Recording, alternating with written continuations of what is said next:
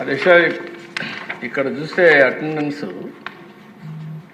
24వ తారీఖున వైఎస్ఆర్ కాంగ్రెస్ 11 మందికి వచ్చారు, సంతకాలు పెట్టారు. 5 మంది సంతకాలు పెట్టారు. 18/3/2025 ఒకరు వచ్చారు.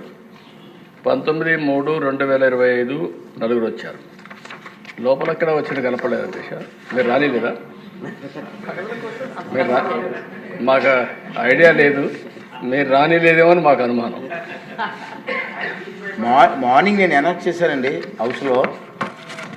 దొంగచాటు నుంచి సంతకాలు పెట్టి కర్మందుకు పెట్టిందో నాకు అర్థం కావట్లేదు. హౌస్లో కనపడలేదు ఎక్కడ. జీతాలు తీసుకుంటూ హౌస్కి రాకపోవడం ఒక తప్పండి.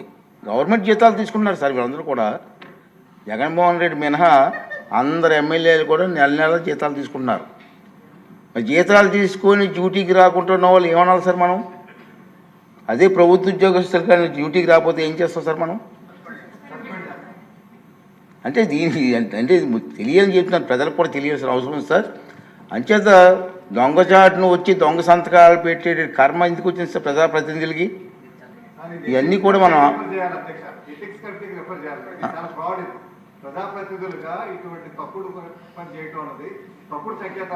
డెఫినెట్ చేద్దామండి.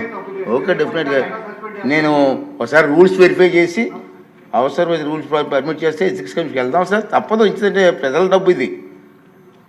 ప్రజా డబ్బుని జీతాలుగా తీసుకుంటూ ప్రజలకు సేవ చేయకుండా దొంగచాటుని వచ్చి సంతకాలు పెట్టవలసిన కర్మ ఇటు ఒకసారి.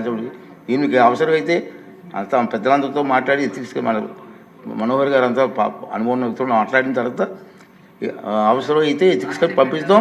దీని మీద సరైన కఠిన చర్య చేస్తారు. రాబోయే రోజుల్లో ఎమ్మెల్యే తాలూకు పాత్ర ఏంటి, వాళ్ళ డ్యూటీస్ ఏంటో వాళ్ళకి తెలియాలి, ప్రజలకు కూడా తెలియాలండి.